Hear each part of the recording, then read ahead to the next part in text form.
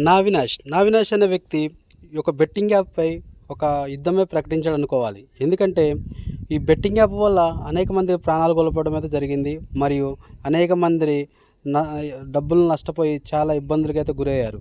దీని గురించి నావినాష్ అనే అన్న ఒక సంచలనమైనటువంటి ఆరోపణ ఈరోజు నాగార్జున గారి మీద అయితే చేయడం జరిగింది. అయితే ఇది నేను చాలా వరకు ఖండిస్తున్నాను. ఎందుకంటే నాగార్జున గారిని అవినాష్ అన్న అలా అనటం కరెక్ట్ కాదనిపించింది.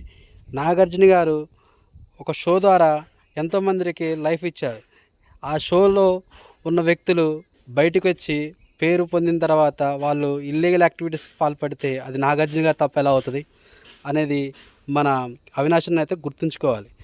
నా అవినాష్ అన్న చేసేదాన్ని నేను కూడా సమర్థిస్తాను. ఎందుకంటే ఆయన బెట్టింగ్ యాప్స్ మీద చేస్తున్న యుద్ధం అనేది మామూలు విషయం కాదు. ఒక యూట్యూబర్గా ఉండి తను మంచి నిర్ణయం అయితే తీసుకొని దానికి కావాల్సినటువంటిది సపోర్ట్ అనేది సోషల్ మీడియా తీసుకొని చేస్తున్న విషయం మంచిదే.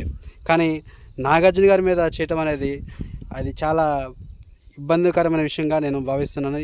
దీనిపై మీ యొక్క కామెంట్ చేసి కలరని కోరుకుంటున్నాను.